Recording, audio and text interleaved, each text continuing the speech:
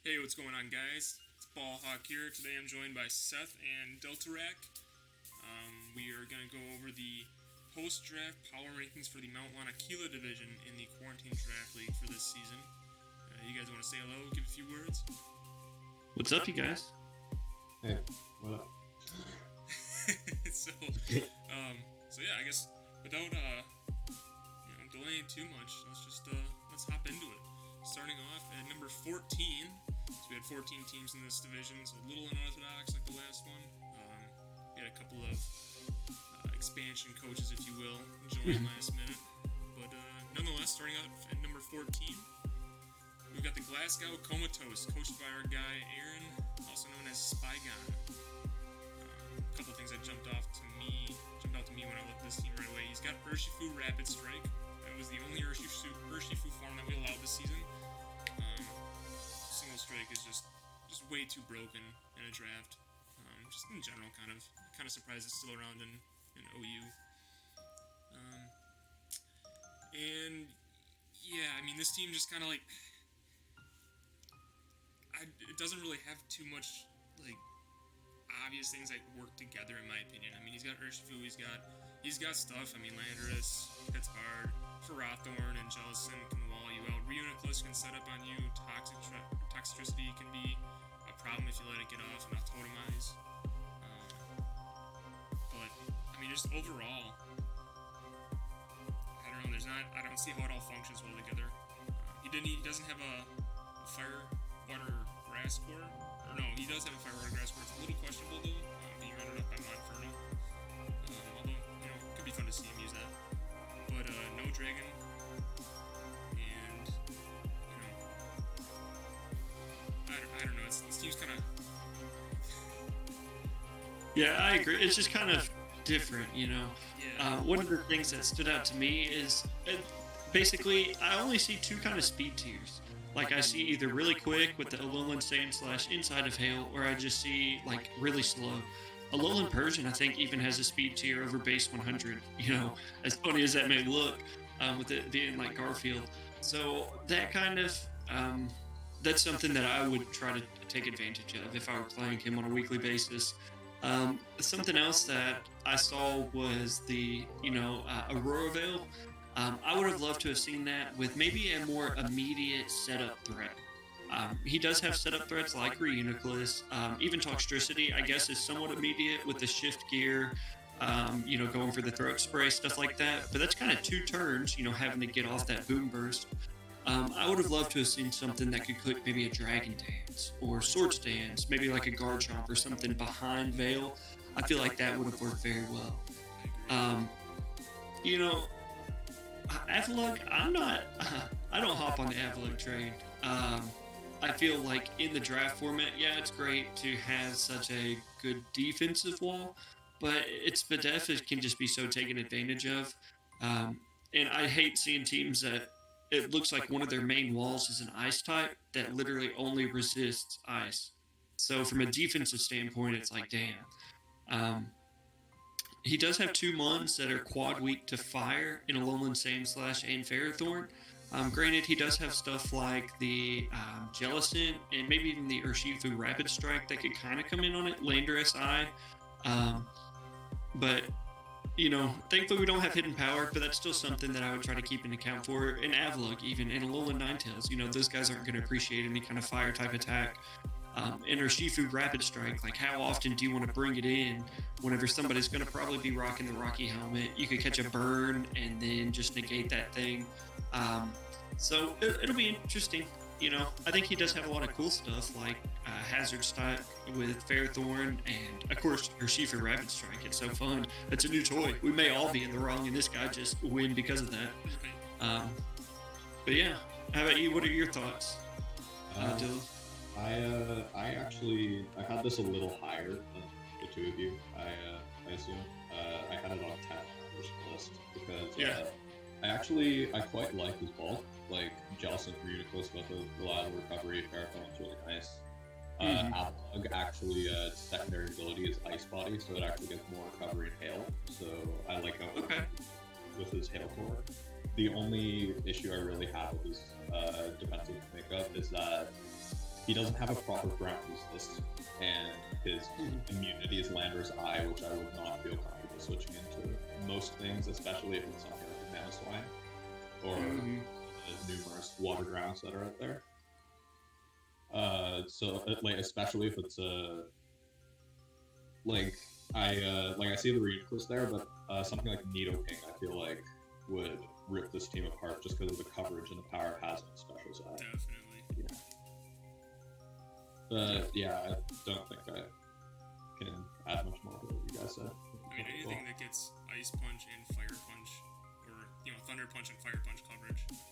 I mean, any of those elemental punches, something that carries all those can just, I mean, it could just sweep this team, honestly. Yeah, it's going to be interesting. But I have faith in Spygon. Yeah. Jellicent, it does have that, strength step this generation, which makes it that much more annoying. It can be a pretty good physical wall with Will-O-Wisp, strength step, stuff like that. So I think there are ways for him to find success in it. Also, we probably should have prefaced this from the start, but these rankings are not an indicator of player skill. Like, I did these rankings for last season of this league, and I'm pretty sure my 15th and 13th teams out of 16 both either barely missed playoffs or made playoffs. So we're not saying anything about the player skill. We're just going over our opinions on how the team looks. Like a lot of these teams, like there are some teams where I explicitly expect them to overperform my ranking, but I can't justify putting them above the team, another team on paper. Definitely, yeah. I think that's a good point to bring up. All right, I think we're going good with Spygon's team. Next up, coming in at number 13, we have none other than Galarian Blades with his team, the Galarian Gallades. His team consists of Dragapult, Mega Swampert, Pelipper, Amoonguss, Neustherium, Azumarill, Shinx, Skarmory, and Slurpuff. I'm gonna hand this one off to Seth to start right away. Well, it's a rain team, pseudo rain team, I guess I should say. I think for a rain team, personally, I would look for something a little bit more dynamic to the team. And I guess what I am saying by that is, he does have Skarmory, which are going to get higher immunity more of a resistance for fire type attacks. But Rain also gives 100% accurate Thunders. So having both Pelipper and Skarmory being able to be hit by that, and really your only resist, like yes, you could have Volt Absorb with, what is it? Tornadus. He has Tornadus Therian. No, Okay. It's throwing on the slide. Okay, that's what I was thinking. I thought he had Thunders. So yeah, Volt Absorb there, and then the Mega Swampert. But I don't know. I just see this team having a lot of openings to be able to exploit. He doesn't have a Psychic immunity, so Stored Power can be very big against his team. Outside of Mega Swampert and Dragapult, like he does have the Azure. Basically, I just see his team being the same 6 months. He's going to bring the first 3 for sure every week, probably Amoonguss. And then the other 2 spots just kind of being switched up between Thundurus and Azu and the Skarmory Surpluff, depending on what he's needing. I don't see the defensive backbone of it. Definitely. Yeah, like I'm not a very big. I realize this has the potential to bite me because I think I play Galarian Blades later in the season, but I'm not even counting Shinx here. Like this is an 8 Yeah. game. I'm really not a fan of those because I feel like when prepping against them, if you can decide that like, oh, these 2 mons have a bad matchup, they're probably not coming. You already know. So I feel like 8-mon teams are not. I generally rank them lower unless the 8 are very good in almost every single matchup, which is hard to do. Yeah. It'd be a totally different thing if they're very versatile. Like Dragapult, it's one of those things where he can take on a lot of different roles. But Yeah. all of the rest of his team, it's just it is what it is. It generally has one thing that it does well, and you kind of know what it's going to be doing. Yeah, I really like Azumarill on this team. I think Azumarill and Rain is a really interesting concept, but I feel like it also might be forced into a defensive role a lot of the time. Yeah. Because his main defensive answers both have a fire weakness, and if Rain isn't up, or if the opposing Pokemon's running a utility umbrella, I'm pretty sure that's how it works. That item confuses the hell out of me. But I think like it can get around the Rain lessening the power of fire moves relatively easily, and Azumarill has the defensive capability to be able to resist fire well. So I feel like it might end up being forced into the sap set a lot more than he'd like.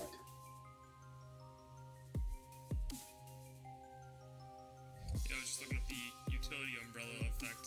I can't tell. Let's see here. The holder ignores rain and sun abused effects. I've used it once, and like even I don't know how like it really works. So I'm not sure that totally like allows the user to negate the rain being up to help protect his Skarmory or Amoonguss. But yeah, I'm totally with you. I mean, this team is for being kind of just excluding Shanks because it's it's just there for like the side pet kind of thing.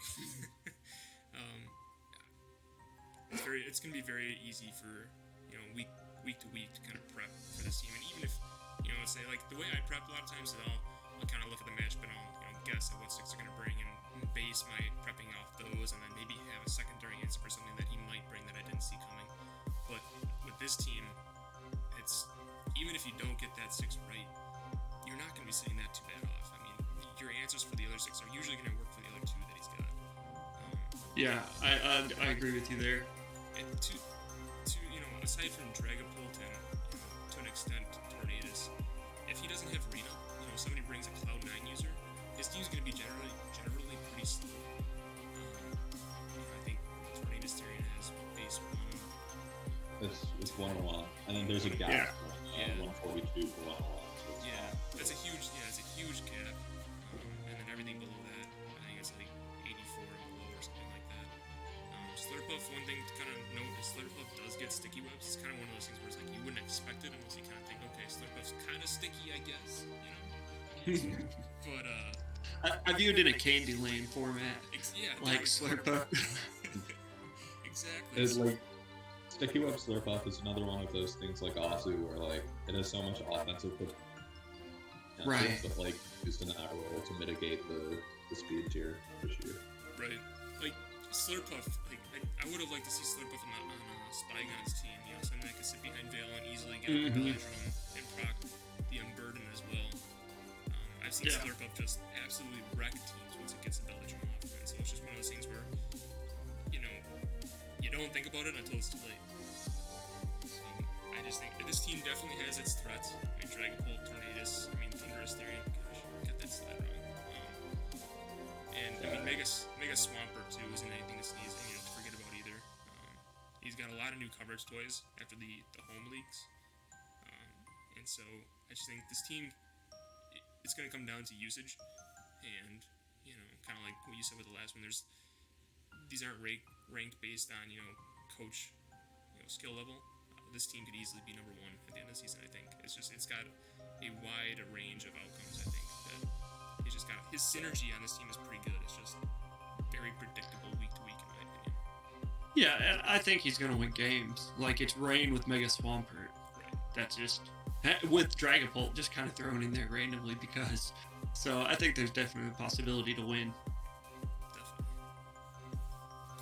Moving on to number 12. We have the Dalzell Protagons coached by Rich. I'll let Dylan start with this one. Alright, so we actually have a Tornadus Therian on this slide. We got that one right. Yeah, so the team consists of Tornadus Therian, Dragonite, Zeraora, Lucario, Obstagoon, Palossand, Mega Houndoom, Meowstic, and Nihilego. Is this both forms of Meowstic or just the cranky one? You get both. Yeah, I don't care either way. Alright, so this one, I actually really like his offense. Like, the speed tiers are solid. The physical special split is solid, and a lot of mobs have mixed attacking capabilities, like there are Tornadus, Theory, and Lucario. Like, I think, like, he's a really versatile offense, but I feel like he sacrificed way too much defense to make his offense, and there are just better offenses elsewhere in the league. And, like, his only mon that I feel like is explicitly in a defensive role is Palisand, and I feel like Palisand's gonna be way too pressured. It's his only stealth rocker besides Neolego, so I feel like one of those two has to come every week, and Neolego is prone to having bad matchups just because of how easily it's countered by grounds and steals. Mm-hmm. Yeah, I think that's all I really have to say about it. Like, it's a well balanced offense, but I think too much defense is sacrificed in order to make it. I think it's almost like full-blown hyper offense is what I would go with, you know, kind of labeling this team. I mean, he's just got, I mean, aside from, you know, Palisand and Meowstic, everything else is an offensive threat. I would like to see defensive Dragonite at some point. It gets boots, and it becomes a really good defensive boot pool. Yeah. Yeah, no, I mean, that's definitely something, but I mean, just the sheer just, you know, just bring, I mean, I could see him lining up week to week, just bring 6 offensive threats, line them up, okay, one goes down, your turn, you're in next, and just kind of, one by one. Yeah. And, like, he's not... Bring that 6 focus sash kind of concept. Yeah, exactly. Yeah. I mean, he's not going to be able to just, like, switch things in easily. I mean, Zero Aura and Tornadus Syrian have pretty good synergy in that regard. I mean, they check each other's weaknesses pretty well. But outside of that, I mean, it's just line them up and, you know, see how much you can do and, you know, weaken them up for the next one. And all his speed, I mean, I feel like this team is very easily taken advantage of by Trick Room. I mean, you mentioned he's got good speed tiers and good, you know, it's all near the top. I don't know if he's got one that's slower than 80 besides, you know, Meowstic and Palisand. I think Meowstic's over. It is. Okay, Yeah. So like Palisand is his only, like, he's asking Palisand to do way too much in my opinion. He is defensive check for, you know, a lot of things where you just bring Shadow or a Ghost coverage or even Ice coverage, which you're probably gonna have anyway for Tornadus and Dragonite.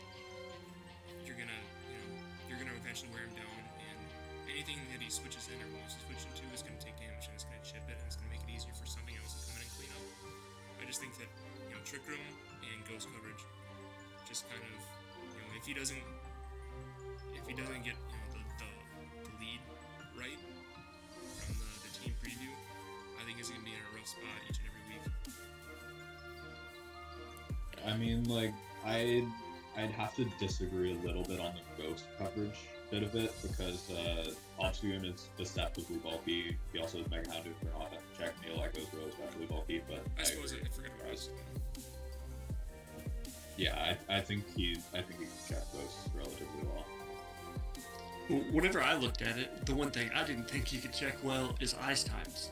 I know Lucario can, like, you know, it can offensively, but if you come in with Scarf or Alolan Ninetales, what do you want to switch into, like a Blizzard at that point, right? Yeah, Lucario, like we say, can revenge it possibly with the Bullet Punch, but if you have something that, you know, anything to, you know, really take advantage of Lucario switching in, applying pressure. I had like a Tornadus Therian Lucario team once, and I tried to pair that with something like a Rotom Heat. One to kind of help, you know, but I just see Earthquake being a big thing for him. Yes, he does have the Tornadus Therian and the Dragonite as well, but I would have liked to have seen something maybe a little bit bulkier to handle, like I was talking about the Ice types, something else along those lines. The Mega Houndoom peak, I like Mega Houndoom, but I feel like it's such an offensive mon, you're really kind of drafting at a disadvantage if you don't draft Sun with it, because you aren't going to be able to run heavy duty boots. You already have a team that is going to pressure up rocks to try to break the multi-scale on Dragonite, the Tornadus Therian regen, pressure Zero Aura, you know, you don't have much bulk in general, break a sash on Nihilego. So I feel like that's going to be really hard for him to work against. I can see him I do agree. Meowstic each week Go ahead. I can see him bringing Meowstic each week to set up pranks or something.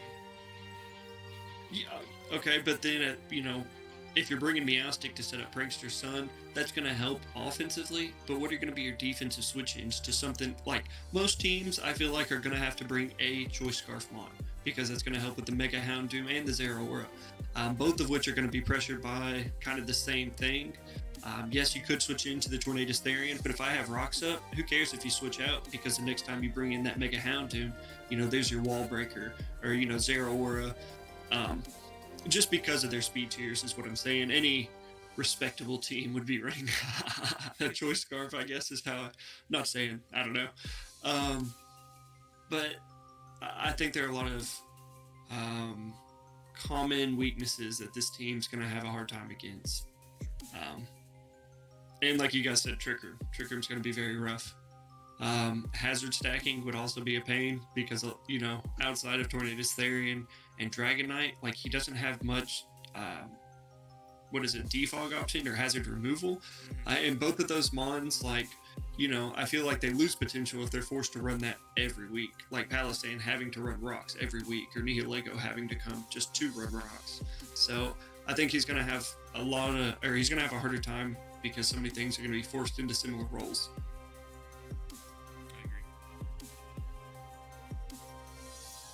Word.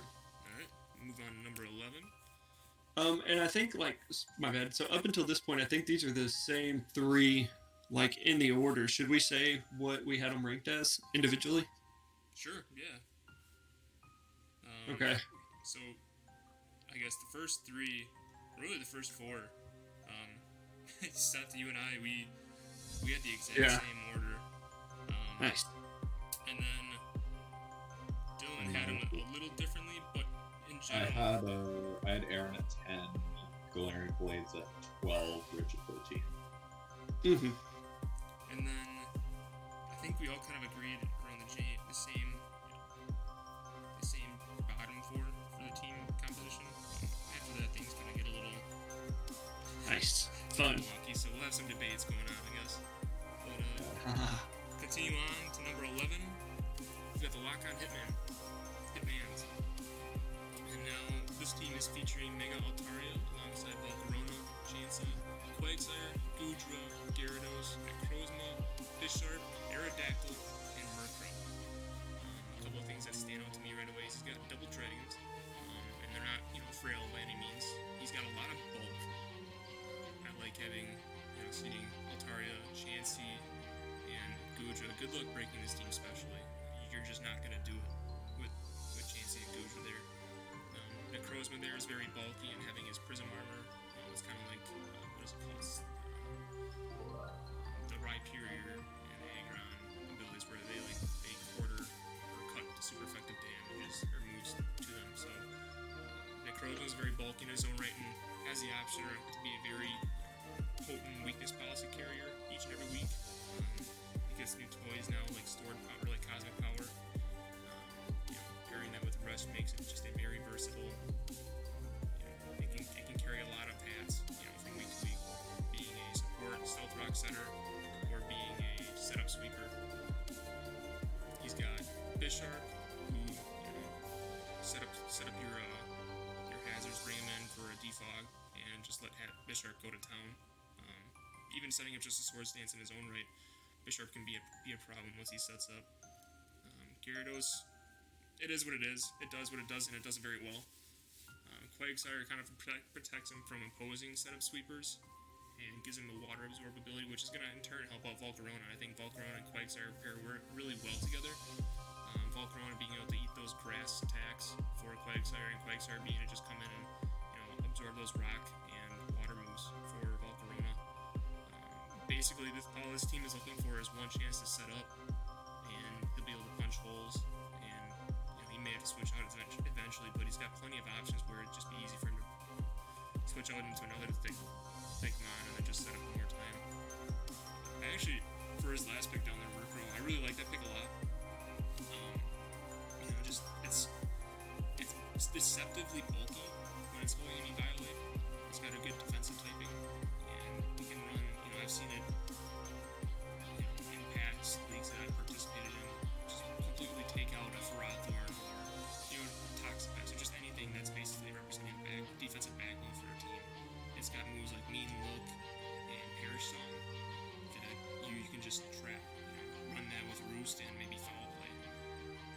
easily trap your opponent's defensive checks, and then, you know, it just makes it easier for you to break past them.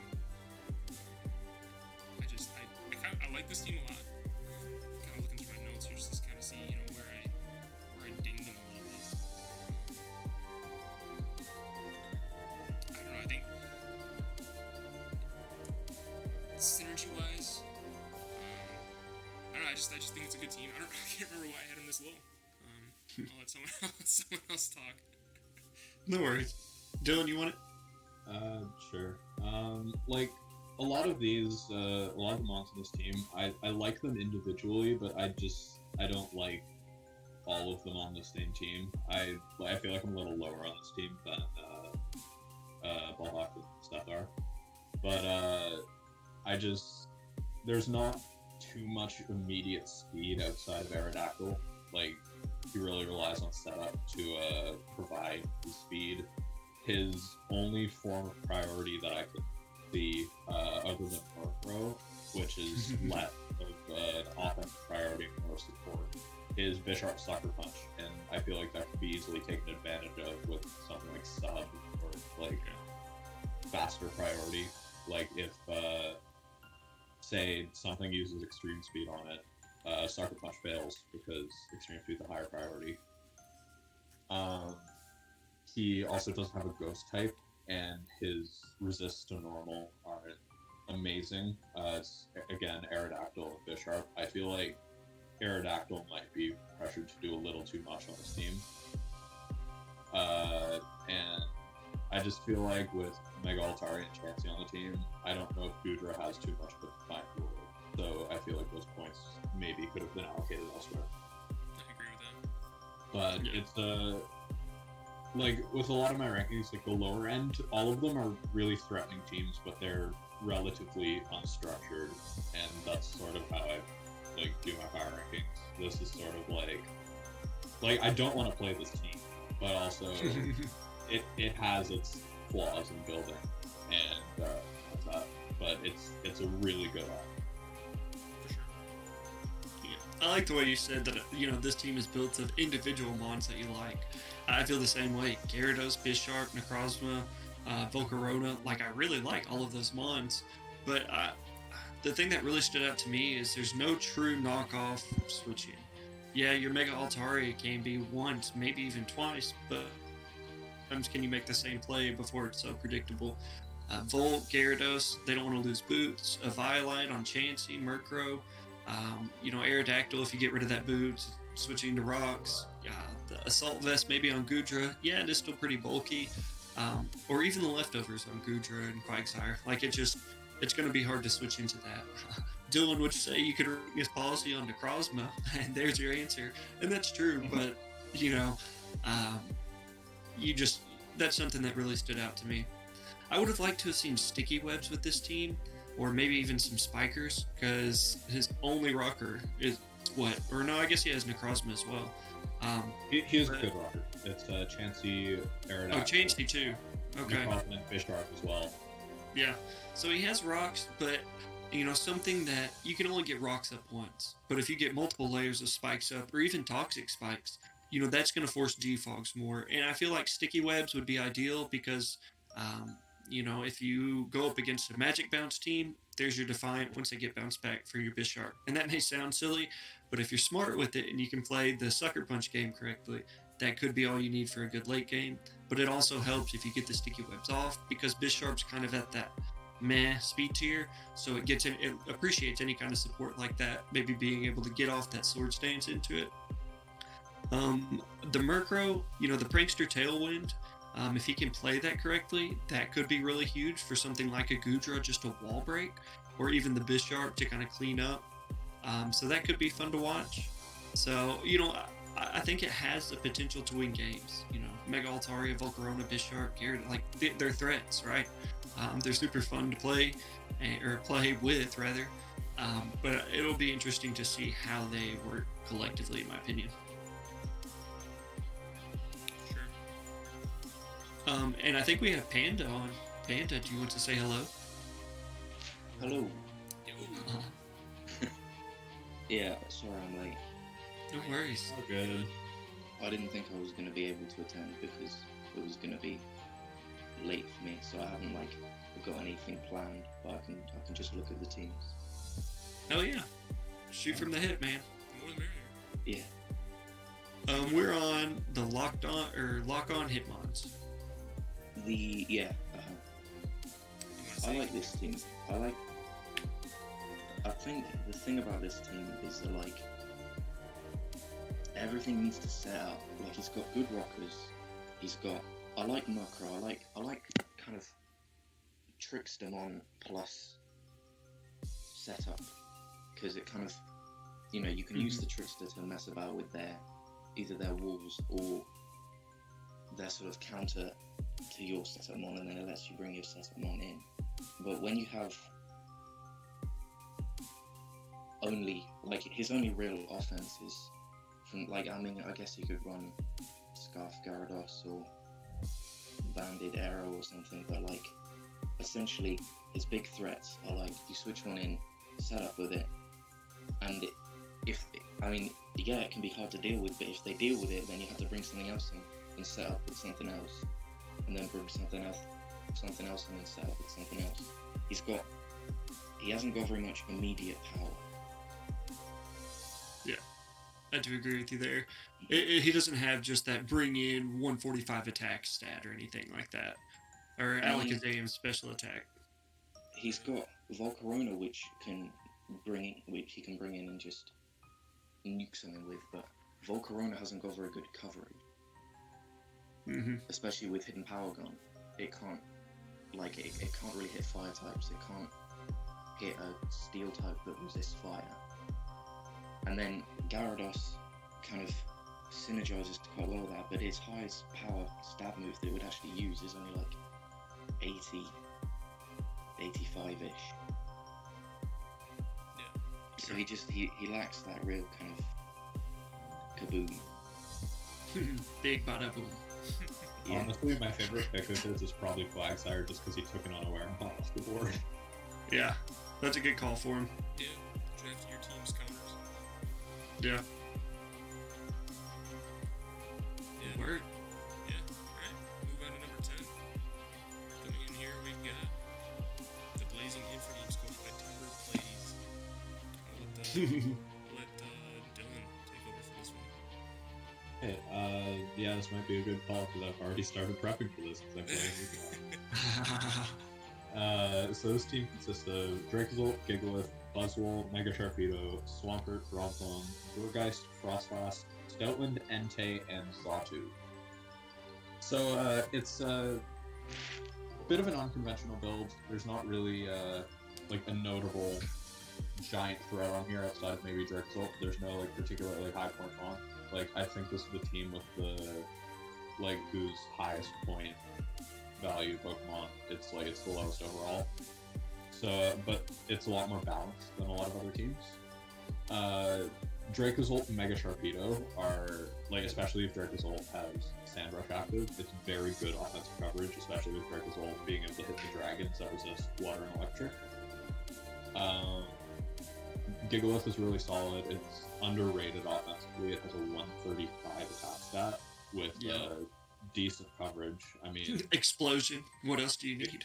Yeah, I was gonna say Edgequake. What else do you need? Yeah. Too.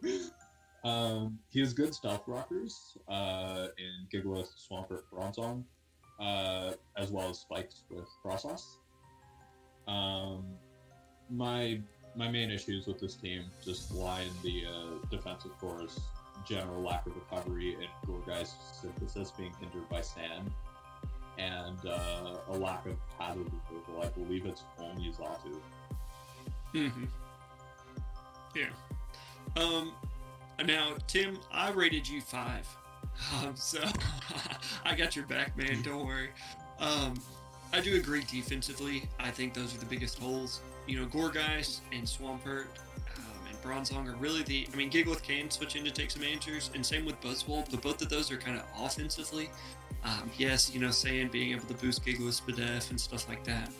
But, I don't know, defensively, I would like to see something a little bit more. But I just think overall he has a good team. I think that a lot of his attackers are just going to be physical, so that's where he's going to have the most trouble with. But I really like the Frost Slash to be able to kind of take advantage of that. I feel like that's a really good mon. You can run specs on it. It has a good speed tier. Ghost not having to worry about pursuit, stuff like that. And some of the stuff that wants to switch into the Frost Slash, I feel like he can pressure very well. Buzzwall's a really cool mon in my opinion.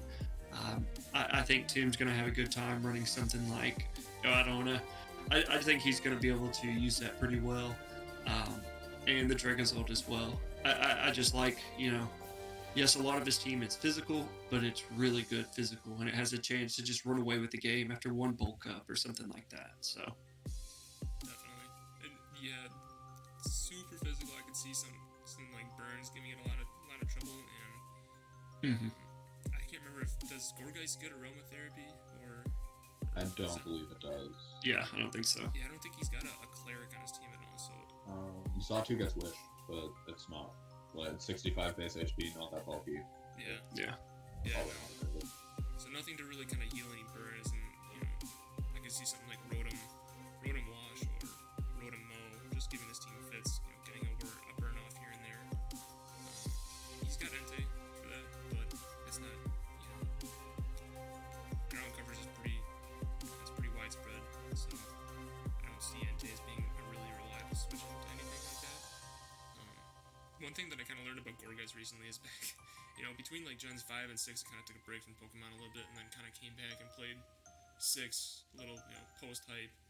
And one of the things I didn't realize is with Gorgeist, I was like, yeah, there's different sizes to that, but I thought they were just kind of gimmicky, kind of like the totems, in Alola. But, yeah, no, there's something to that. You can choose, like, from each week, you want to run extra small or extra large or whatever, just to kind of, like, adjust your speed and HP stats for Gorgeist in any given week, which I thought that was kind of cool. It also changes the attack stats, so I feel like that's a reason to lean towards Super as well, because it has the highest attack stat overall and also the highest HP, but it's noticeably slower. Yeah. So I mean, I'm excited to it's one of the Pokemon that I've got on my list, that Seth and I would talk about that bedside journal, Gorgeist is definitely something that I want to try. So I'm kind of eager to see how he plays with that. But, Yeah, got some cool things, Jeff. Hope you guys. I think it now has nasty blood, but that's a good meme set. It's 58 special attack. Might not be the greatest with that, but it has the special move to pull it off. Got Moon Blast as well. right. Yeah. I also think those all work well with something like the Gigalith to provide Trick Room support too.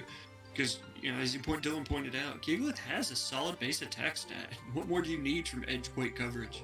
So any of those mons in themselves being under Trick Room are pretty nasty. Yeah, And- Bronzon's a good setter as well. Yeah. In last gen, I don't know if you guys remember, but so I played VGC a little bit. In last gen VGC, Gigalith was one of the premier Trick Room sweepers at the beginning of the meta. Yeah. It's definitely Like, that thing can hit. Oh yeah. Yeah, you don't want to get in the way of one of those stone edges or earthquakes or even explosion, just to come in, set his sand, and then provide a free switch in for Draco's after he's eliminated one of your threats. I mean, I remember even before it had sand, there was I think it was in Gen 6, there was a set where it was Gigalith and Telepathy Mashana. And Mashana would use Trick Room, and then the Gigalith would just normal gem Explosion, clean the field for the Mashana to pick off whatever's left. Yeah, that sounds scary. Yeah. I mean, now it's the sand set primarily, but it's still got good. Definitely. Yeah, definitely. And like this, I kind of like his speed tiers too. I think his team is actually kind of versatile. I mean, he doesn't have to bring sand each and every week. Having things like Mega Sharpedo where you protect one turn before you Mega Evolve, and then you got like a base 150 cleaner after you've There's your Core Scarf. Yep. And it works really well, especially after you've chipped things down with rocks and sand and everything else you got on your team. You got 2 sand sweepers in Stoutland and Dragonzolt. Stoutland, I wouldn't forget about it. He's got some pretty good coverage actually. He's got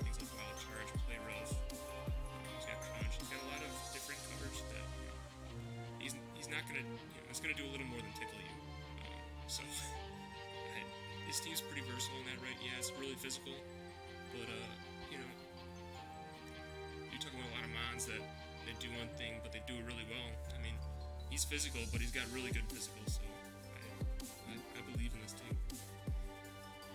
Yeah. One thing I kind of like is the addition of Stoutland. And what I'm saying by that is I like him being able to abuse Sand Rush with Stoutland. And that opens up a lot more doors for maybe those Choice Scarf Hustle boosted Dracozolt's attacks. And that's going to be doing more damage than, you know, a Choice Banded Hustle, or excuse me, Hustle boosted Outrage, something like that, where you're predicting, you know, maybe just Adamant or something that could catch opponents off guard. So I really like the addition of another Sand Abuser. Be interesting to see how often he brings a Scarf Dracozolt with Hustle. Man, I've had some bad Oh, experiences with Tim's Hustle. crazy. Tim's crazy with it, dude. He'll do it. I'm expecting the special Mega Sharpedo to come one week. That'd be interesting. Yeah. How about you, Panda? What do you got to say? I don't know. I like the team. I think the defensive mons synergize pretty well together. Like it would be nice if there was a Wish Passer, considering that Swampert doesn't have any recovery and Bronzong doesn't have any recovery. But the two of them together cover each other's weaknesses pretty well. Mm-hmm. I think everything else has basically been said. No, for sure. Alright. With that, we'll jump up to number 9. And holding that spot, we've got the Manhattan Metapons, coached by Crunching Noise 1. This team consists of Mega Scizor, Hydreigon, Mamoswine, Salazzle, Hatterene, Rockwanid, Rotom-Mow, Claydol, Archops, and Keldeo. I just want to pull up our individual ranks real quick because I believe this one had a little bit of discrepancies on it. I am, personally, I'm really high on this team. I ranked these guys all the way up at number 3. Nice. Yeah, so it goes me at 3, and then we got Seth and Dylan putting them both. They both put them at 9. So, I'm sticking up for you, Crunching Noise. You're here because of them. Yeah. So you go ahead. Alright, I just big issue with this team, and that it gets completely sat on by Bumpy Waters. Like, if Rotom-Mow goes down, like, none of its stab moves are super effective, and I don't think any of his mons get even that good of coverage to hit water types. Yeah, Freeze Dry and Mamoswine. What are you talking about? Yeah, that's gonna. Right. I'm sorry. No, but like, I think he's gonna struggle to break them a lot, and Bulky Waters are such an integral part of every single team that I feel like it's way too big of a weakness to ignore. But outside of that, I do really like his offense, especially the core of Mega Scizor and Hydreigon. They cover each other's weaknesses well, and they both have hazard removal, they both have momentum, they both have setup. It's a really good core to start off a team.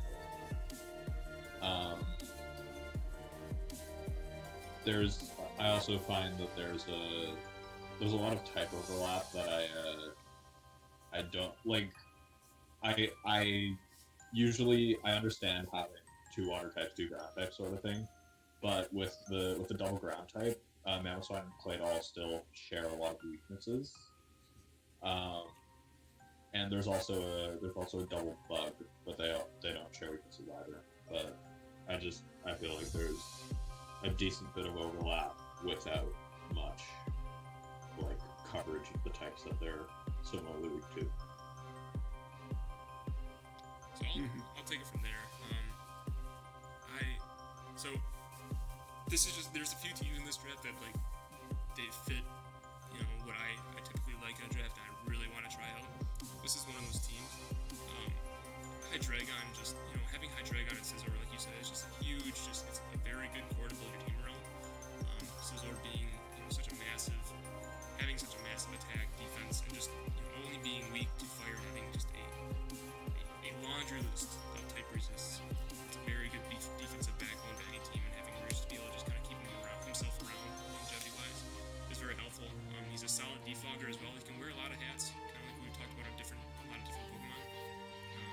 he's always going to pressure teams with bullet punch.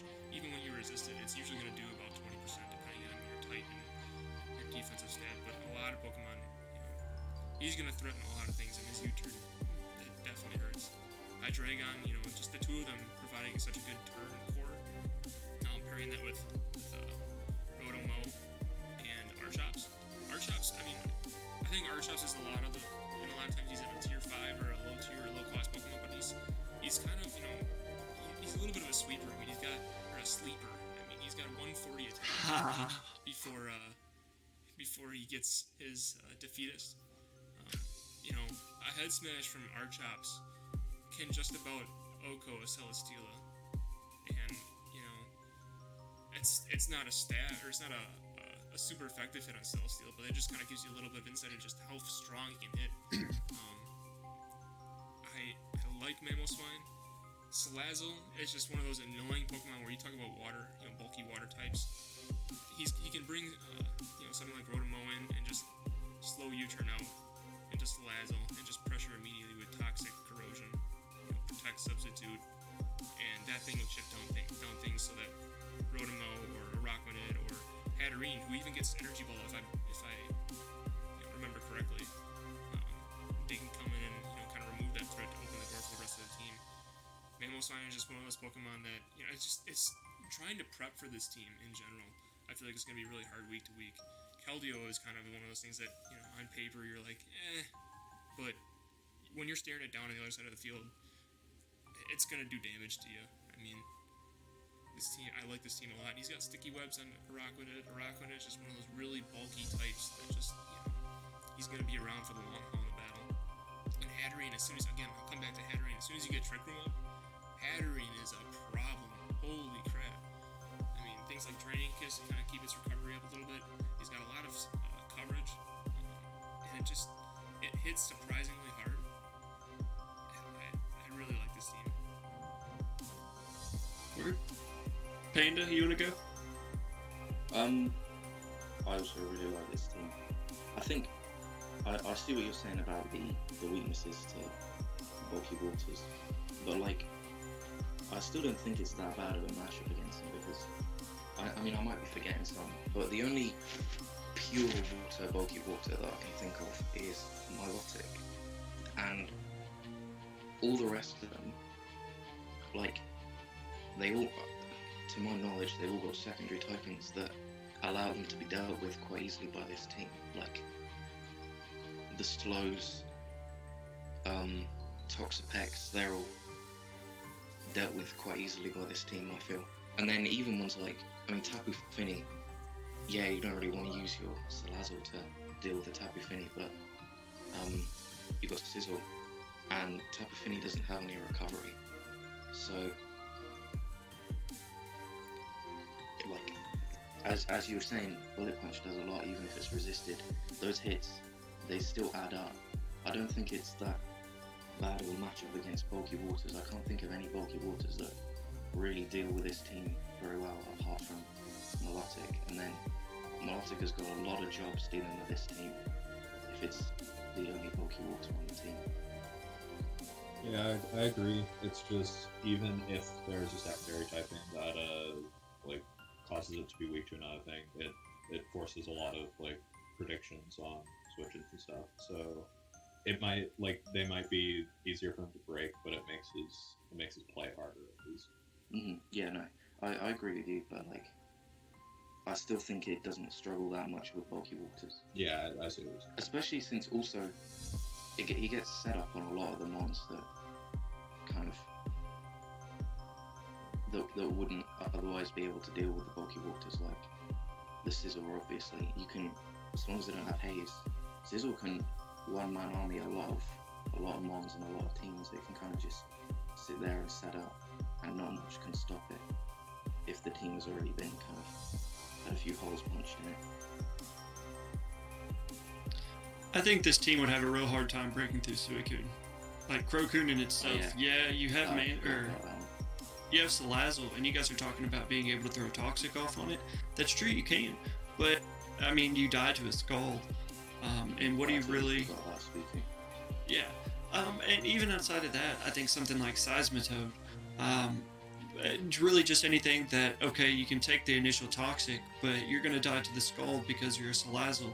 And then from that point, you know, a lot of teams are going to have something with Heal Bell, whether it be like a Chansey, a Sylveon, you know, just something to negate the burn. Or even if he ran Lumberry, or excuse me, not negate the burn, but negate the toxic. And yeah, you may not want to run Lumberry on Seismitoad, but if you get rid of that Salazzle, what is switching into a Scald or Ice Beam or, you know, Ice Punch for the Rotom-Mow? You make one right prediction. You do have the Araquanid to kind of help with that, but again, at that point, all it takes is one double or something like that. I would love to have seen this team last generation with Z moves.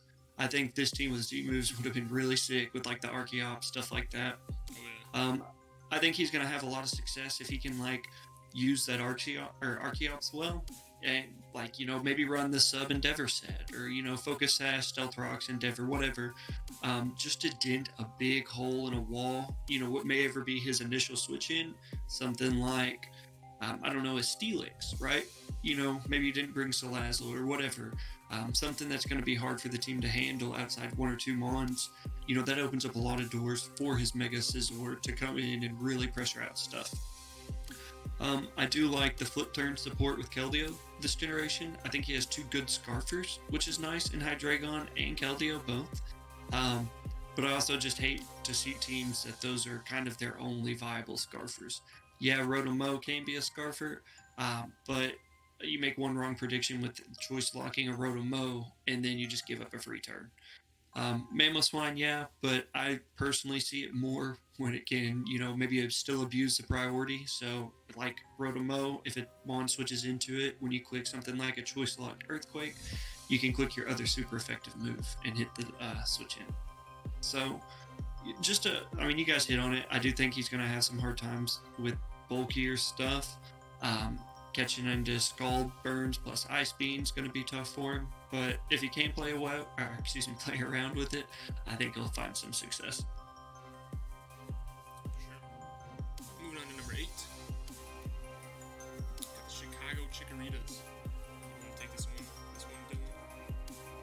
Dylan. Alright, so this team consists of Excadrill, Tyranitar, Tangrowth, Slowking, Klefki, Sneasel, Burger, Mega Pinsir, Licky, Orbeetle, and Magmar. So I really like this offense.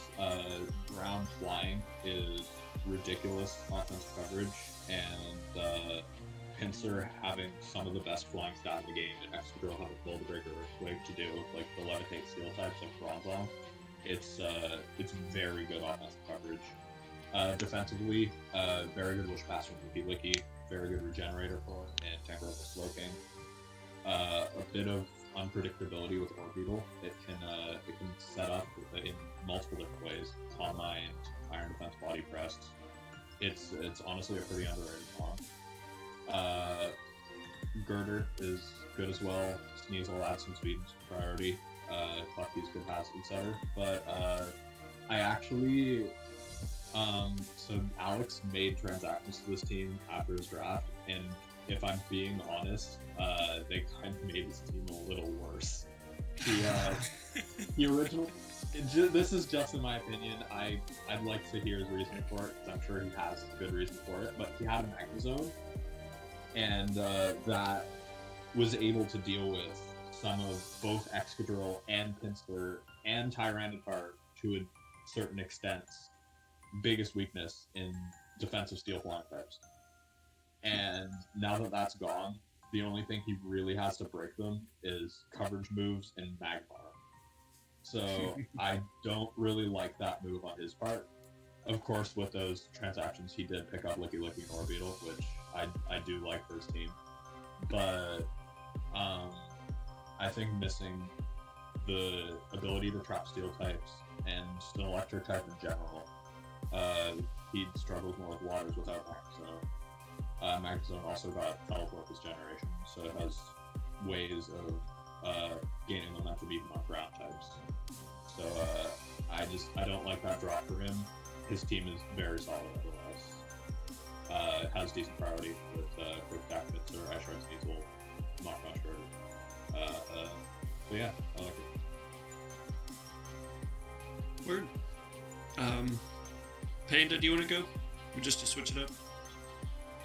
Um, I like his regenerator core. I think his regenerator core is really good. I think Slowking is an underrated bulky water, and pairing it with Tangrowth I think works really well, because the only weakness they share is bug type, and you don't see a lot of bug type moves being thrown around. I mean, more in draft, but you still don't see all that many. Other than that, I think my favourite thing about this team is the nicknames. I have to check the nicknames, and they're pretty good. Yeah, they like. Oh, I see it. Yeah. Agent Booba and Agent Noodles. Yeah. I'm not really sure what Klefki's doing. Like, I guess screens, but I don't really see why he has a Klefki. It's good defog support, which takes a bit of pressure off Extra the Rapid Spin, which is that's another bit of an issue I have with this team. Extra might be forcing to play in the hazard game a little more than offense. Has Klefki always had defog, or is that just this gen? I think it was as of Move Tutor's last gen. I never realized that. Yeah, having priority defog like that, it's kind of like a guaranteed, save it in the bag, bring it in for free. Unless it's with the Dark type, but it's also a Klefki. So. Right. I like his budget picks in Magmar, Sneasel, and Girder.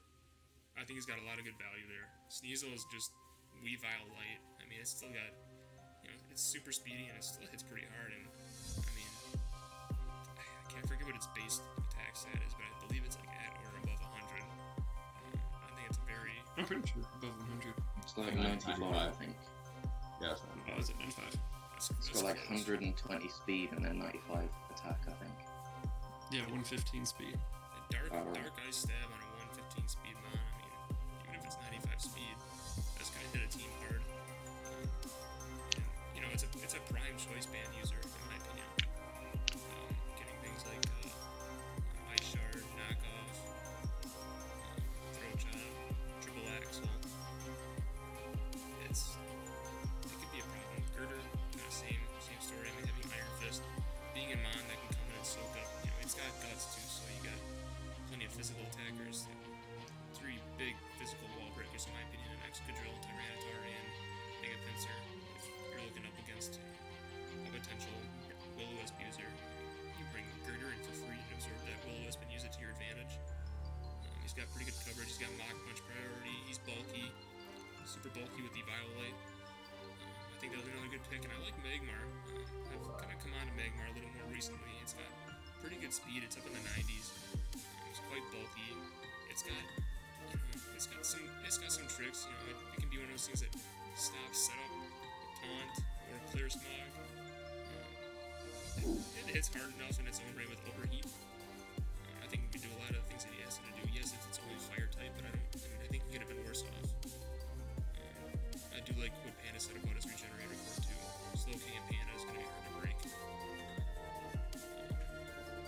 And yeah, just, by the way, he's got Mega Pinsir. One Swords Dance and quick attack for the win.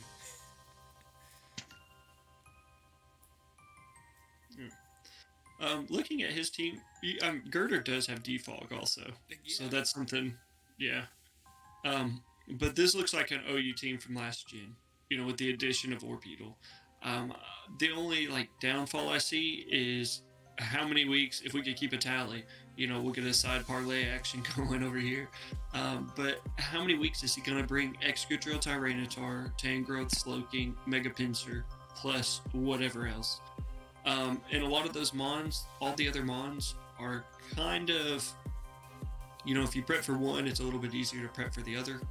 So, like with the Girder and the Sneasel, needing a physical wall, and yet needing something a little bit, to handle a tankier mon, as in Lick Lily or Orbeetle. So, and even Klefki planning for bulk with Screens edition. I'd like to see some Trick Room, Slowking teleport into Girder, I think that would be really cool, be able to catch some opponents off guard there, because Girder can, hit pretty well. And even if you run the Eviolite, there are things like T-Spikes, you let your opponent get up one, there's your Guts boost, or you catch a Scald Burn that everybody's going to be going for with the team, like Mega Pinsir or Excadrill. I think that in combination with it getting Drain Punch, Close Combat, that could be really fun to watch, if pulled off correctly. He also has Sticky Webs with Warbeetle, which is cool. Maybe allowing something like an Adamant Mega Pinsir more so. Just little things that I think could work out really well for him. But I think we all know 5 out of the 6 mons he's going to bring almost every week.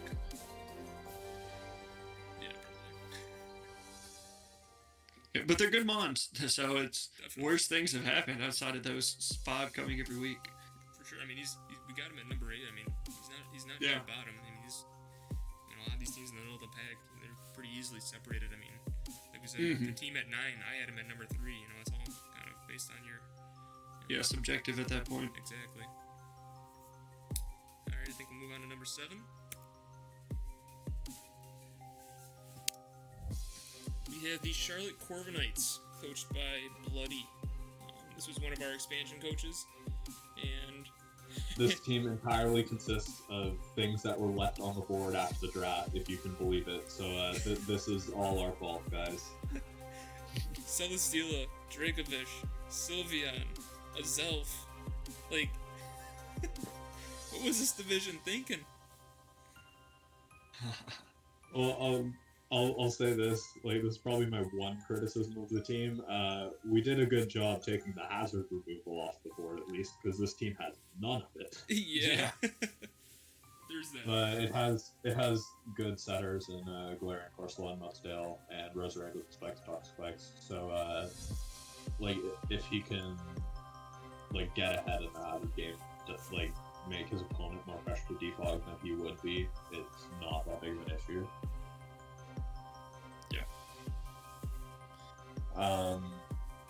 But he's a really threatening offense. Dracovish checks get broken pretty well by Sylveon. Celesteela does very well against grass types. Roserade. Roserade. There's a pretty big speed gap here from Azelf to Roserade, which I think allows 110 to run Adam Formatus. What is his elf? 115? 115, yeah. Okay. But other than that, I really like this team. He's got Intimidate Shuffle with Manectric and Incineroar. They both have momentum moves. It's good. Yeah, I like the team too. I think he did really good at picking whatever was left on the board by picking the threats. Celesteela, I mean, all these mons in their own right are extremely threatening. I'd like to see, I'm curious to see how many times he's going to run like a bulky Incineroar. Because yes, both Mudsdale and Corsola Galar can be bulky in their own right, and Celesteela, but it'll just be, I don't know, interesting to see, because I feel like they're all going to be checked relatively by the same thing, just taunting them. So it'll be interesting, but I think he has a good team after what was left. It's kind of hard to say anything about the team, because I know he worked with what he had, and for what he had, he did good. Yeah. I kind of wonder about the Corsola Galar pick, picking him up. I'm curious to see, what role or, what function it's going to serve on the team. I mean, it's a bulky hazard setter that, it's got Will-O-Wisp, Strength Sap, Nightshade. I mean, it can stick around and just kind of be annoying, but, I mean, how often is he going to bring that, I wonder if he could have saved that spot to maybe, I know we kind of mentioned that the hazard removers were kind of slim picking, but I'm sure there's got to be something that, to the same cost or cheaper for Corsola that he could have picked up just to have something that, that stops his team from being so prone to being set up on for hazards and just chipped away. That's really one thing I have to say about this team. I think this team looks scary. And Azelf too, I think, want to kind of highlight on the new moves that it got. I mean, it's got things like Play Rough. Actually, no. Yeah, now that I think about it, I don't really know the rest of the moves that it got, but I know I was thinking about drafting it. It's 125 in both its attack and special attack, so Yeah. it's a solid pawn.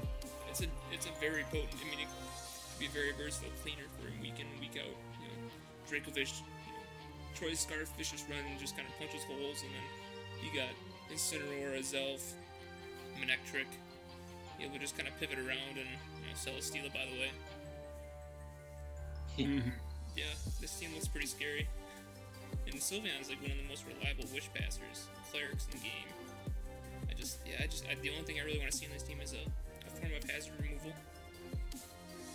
Yeah, or two. I would be okay with seeing two of them. Yeah.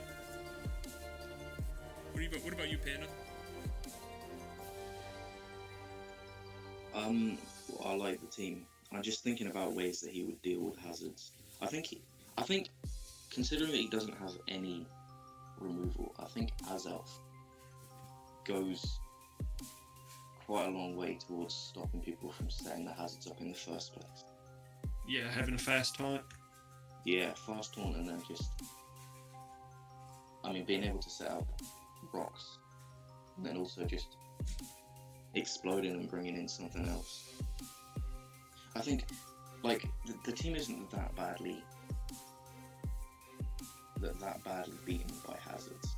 The only one that really kind of would give him significant difficulty would be Sticky Web.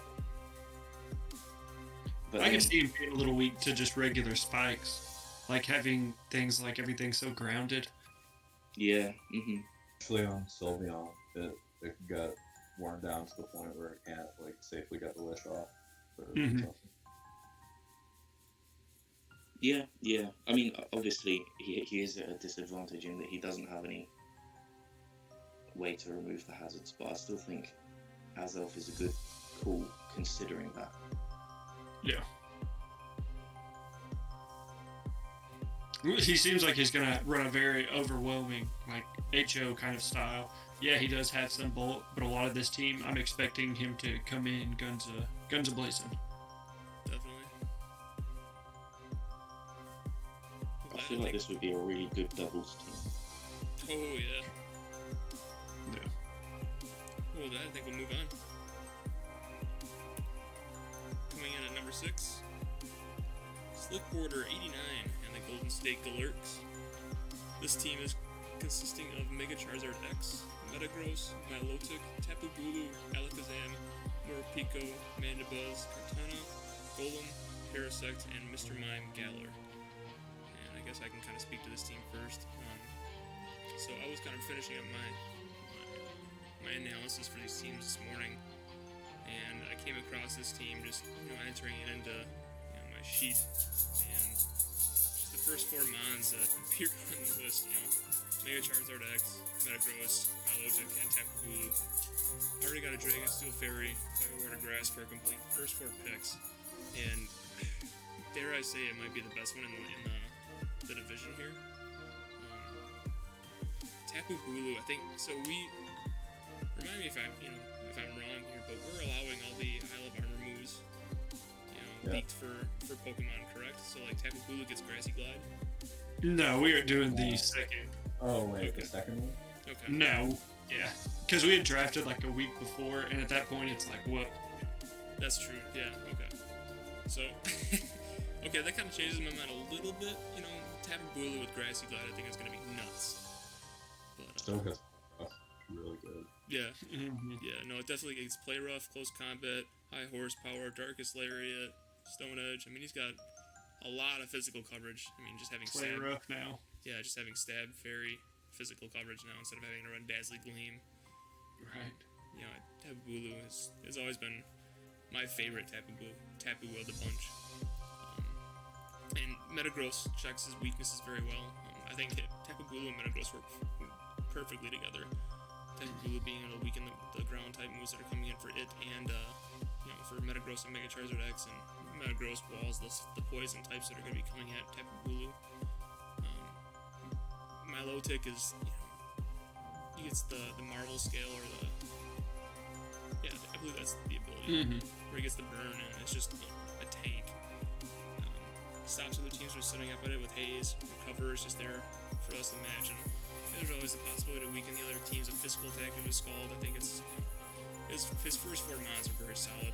There's not really much to say about Charizard.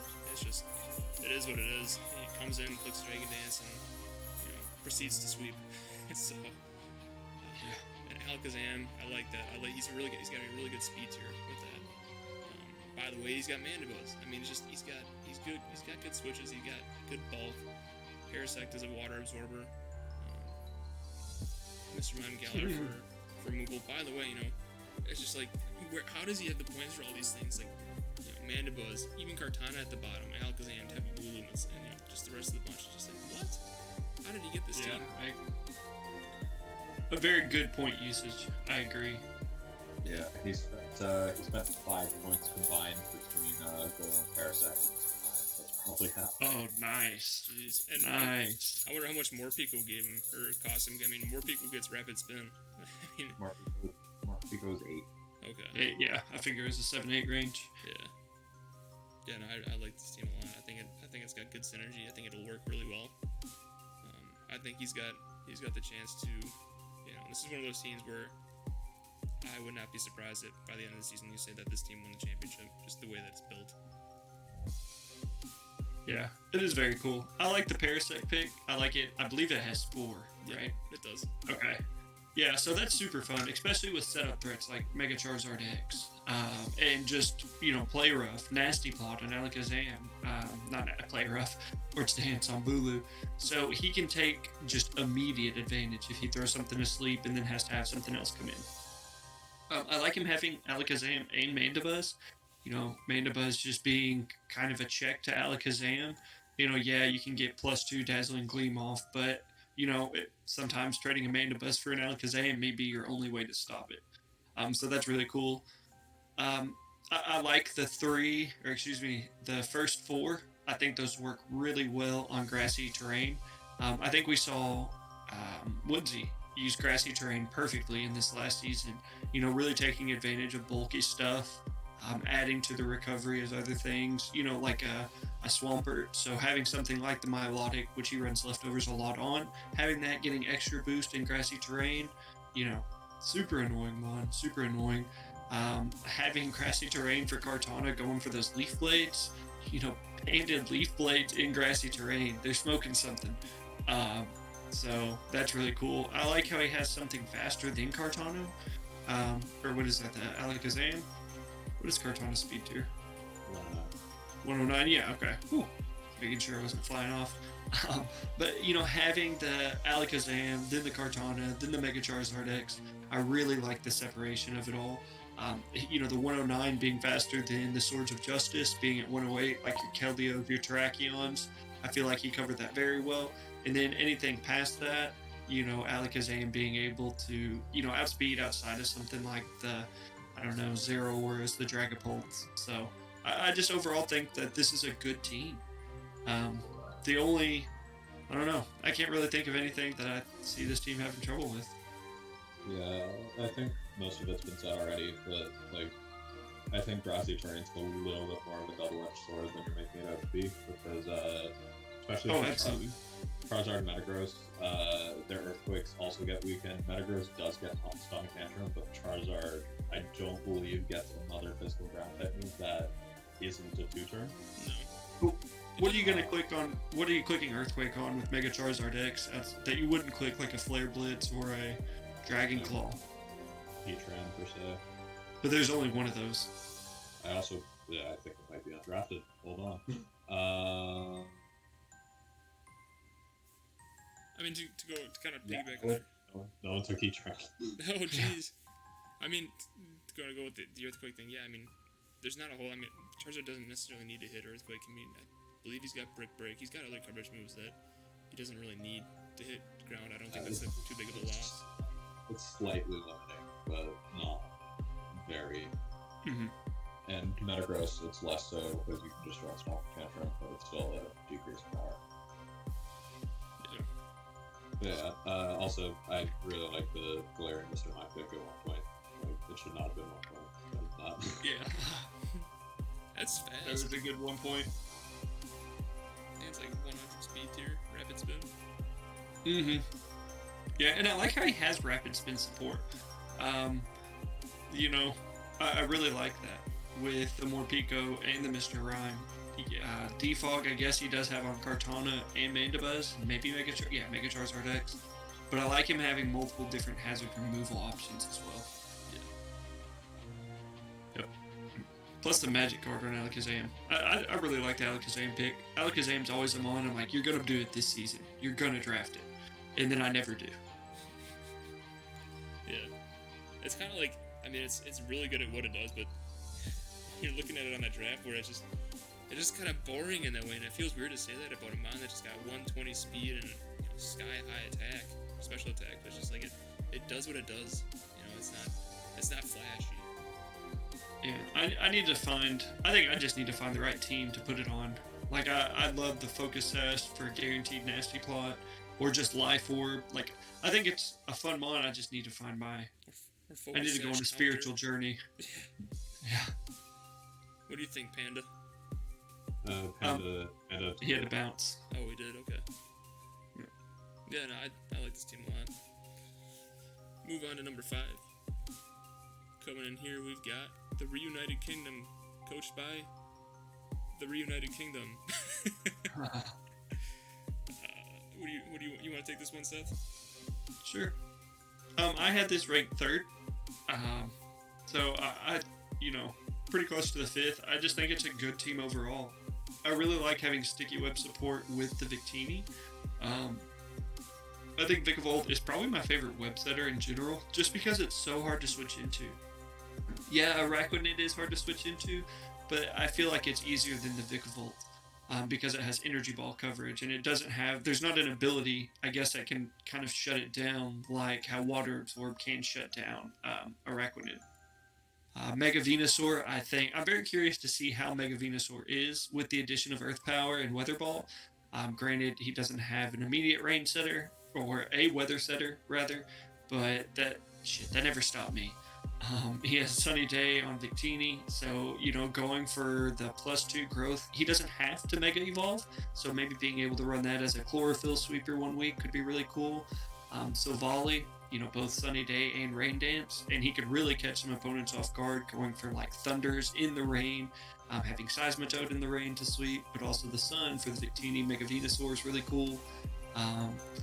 Yeah, I just think there's a lot of fun stuff on this team. I think there's a lot of versatile stuff on this team. Silvally being able to cover any just obvious weakness, and one I'm not truly seeing.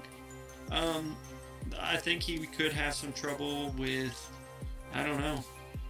I really don't know. I was going to say fighting types, but he also has a Dracolock and, more importantly, the Comfey. I'll be curious to see if he runs, Dracoloak maybe? I'm going to go with Dracoloak. Ooh, I don't know about that. Dracoloak, yeah, I like that one. Yeah, Dracoloak, yeah, I felt that came kind of fluid. So Dracoloak, oh yeah, that's the way to go. But I'm curious to see how often he brings that.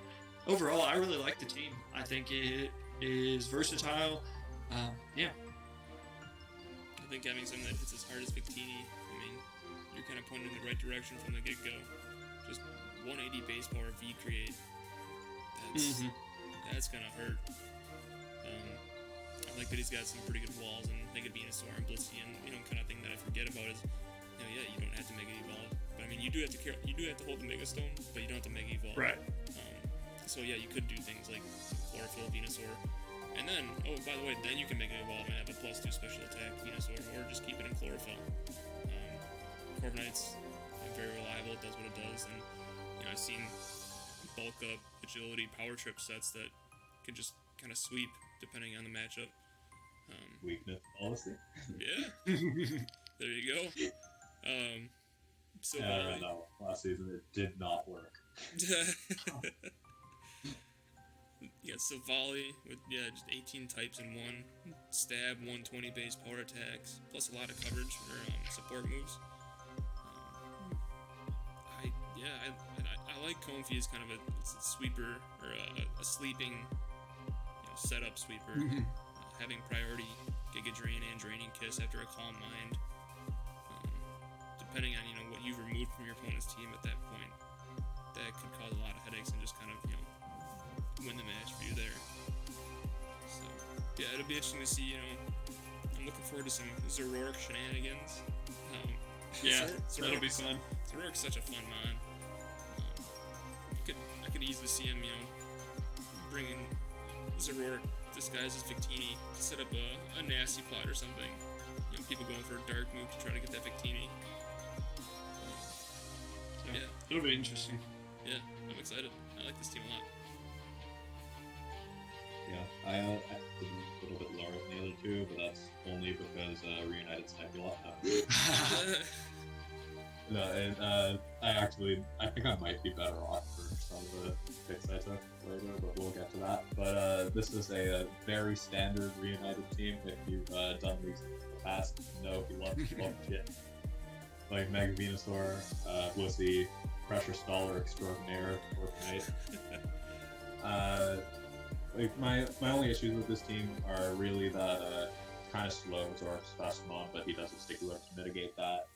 And his physical offense, he doesn't have like Victini has the 180 power V-Create, so Volley has the 120 power multi-attack. They don't really have the base stats to back it up. Like Victini is 100, so Volley 95, and I think those are the highest physical attacking base stats on the team. So like, while Victini does hit hard, that low base stat hurts its more like its lesser power coverage options, like say Zen Headbutt or something.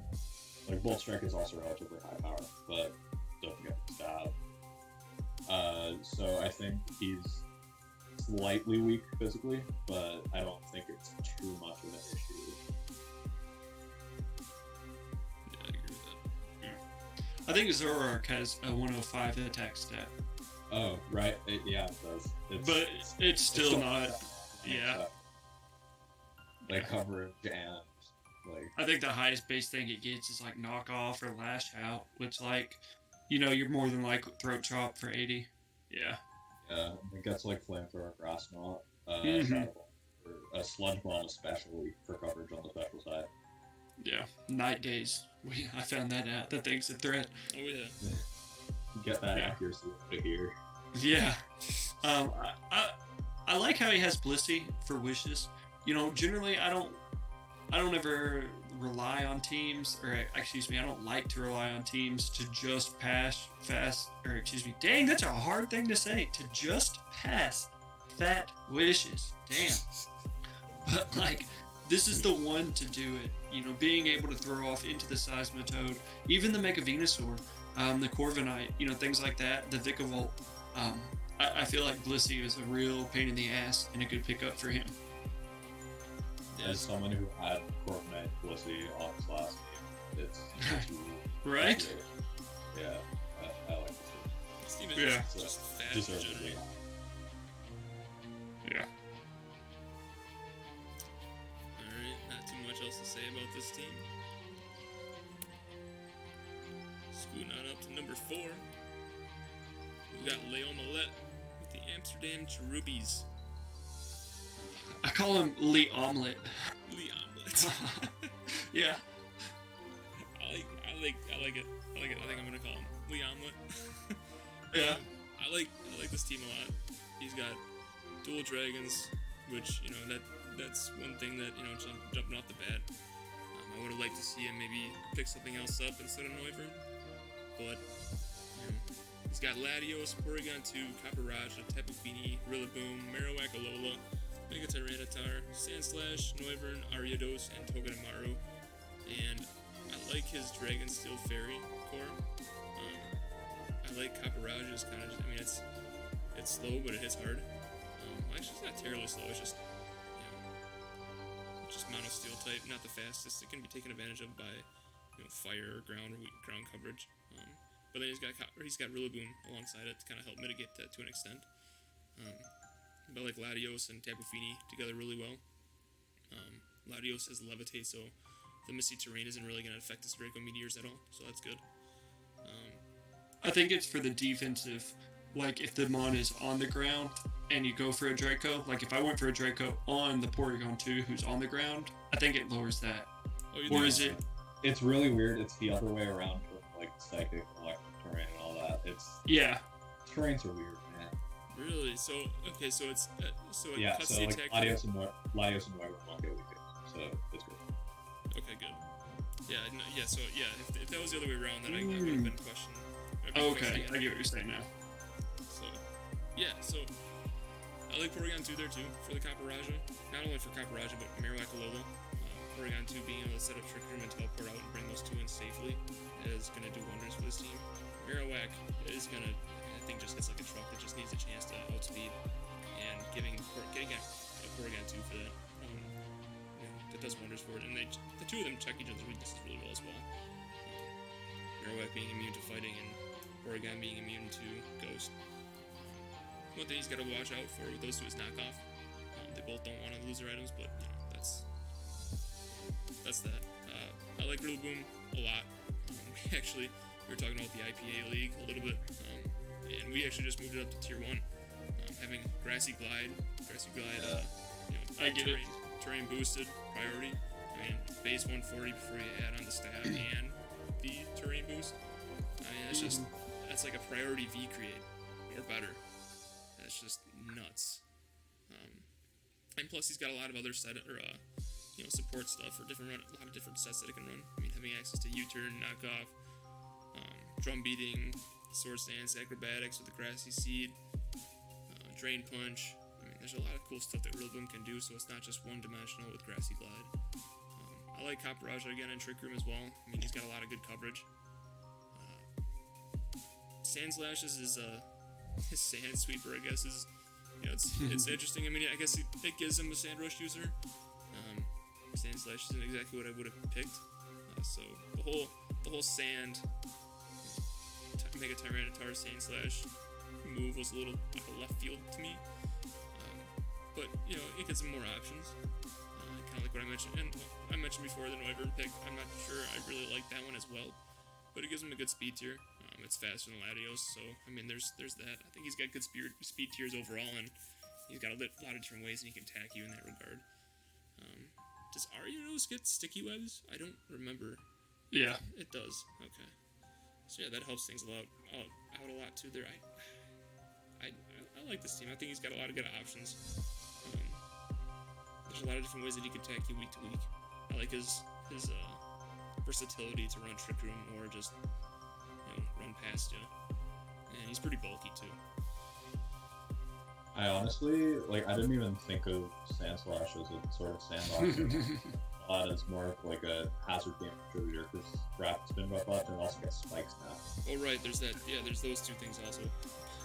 Yeah, so Sand Slash at 4 points is actually really nice value for what it provides. I'm a little concerned with if his opponents pack a lot of comp on their team. Porygon 2's relatively weak for that, and it's his only trophy setter other than Latios, so he might have a little bit of trouble enabling Caparaja below Marowak if that happens. And his outside of Trick Room, his upper middle sort of speed tiers are being held together by a Togedemaru, which wouldn't call the most reliable. If you take that out, it goes from Latios to Togedemaru down through Roller. So outside Togedemaru, it's a 110 to 85. Which, if it's like a fire ground type base 100 that wouldn't care too much about Togedemaru taking that out of it, or modest. So, speed tier wise, that's a little bit of an issue I have with it. But other than that, it's a really solid, really thorough team. Now, I actually this is my buddy Neville, and I love the guy, but I actually have him ranked at number 7, I think. I think I might even have hold on. Yeah, I have an 8. I'm gonna confess, I had him at 2. That's fair enough. I liked all the options on his team. I mean, he's got a good type coverage, a lot of versatility. I mean, it's a good team. My 4th and 9 were complete toss-ups. Yeah, I understand where everybody's coming from. So I feel as if he has 1 foot in, 1 foot out for every single play style. And yeah, that can be beneficial, but I feel like if he had just committed to one or the other, like there are 3 options in my opinion. He has webs to try to outspeed stuff and set up with like maybe the Rillaboom. He has Trick Room with the Porygon 2 for the Copperajah. Fell Stinger Ariados under Trick Room. I'm gonna go ahead and tell you now that thing's a threat. You let that thing get up the Fell Stinger boost, and that, what are you doing under Trick Room? Same with the Lola Marowak. As Ariados doing some things, so I believe that. Yeah. Changed my opinion on it. Right. So the Ariados in itself, a lot of people only bash it because it's so slow. But Fell Stinger giving it that boost could be huge. The Sand option with the Mega Tyranitar and the Sand Slash, I just hate. I like how the grassy terrain is going to help lower Earth type attacks for maybe something like the Alola Marowak and the Copperajah, but it's also going to kind of limit a Sand Slash. Excadrill could have other more options, maybe with grassy terrain up, but the Sand Slash, I feel like, I don't know, I don't see the full commitment to it all. Having 2 terrains, I feel like can be cool, but there are going to be some times whenever he's going to have to make switches just to get rid of his own terrain, so where something else can't abuse it. Yeah, I would have liked to have seen something in between the speed tiers of Norvern, Latios, and Togedemaru. Something maybe more bulky in between those. Norvern, yes, it has Roost, good Rocky Helmet, but I don't know. I feel like there's just a little bit of options to exploit this team. But Neville's a great battler. I think he'll be able to use it. And I think, I just think one more Trick Room setter would have been really good. Or one more, abuser for webs would have been really good. And yeah, Mega Tyranitar can, but it's also a Mega Tyranitar. Like, it can be checked relatively easily. You catch a Skull Burn or something, It's just, I don't know. Yeah, no, I kind of agree with that. I see what you're saying. Yeah, it would have been nice to see if he whittled that, that the list that you read a lot from like maybe 3 to 2 or something like that. Just commit a little more to the other, other options that he has. Yeah. I think it could have gone a long way for him. But also, Alola Marowak does have access to Flame Charge. Yep. So you do have to watch out for him trying to be cheeky, prepare for a Trick Room team and then go for that +1, Yeah. Yep. Alright. Jumping ahead, number 3. We got Woodsy coming in, coaching the West Virginia Noctowls. Coming in with a squad consisting of Garchomp, Mega Gardevoir, Scizor, Lycanroc Dusk, Serena, Blaziken, Drapion, Blastoise, and Zapdos. Who wants to start with this scary looking team? I can take it, because full disclosure, this was my number 1. It's there isn't a weak link on this team. Like, he can bring any of the 9 at any given point, and that's really what I like to see from teams that have that don't use their full team slots.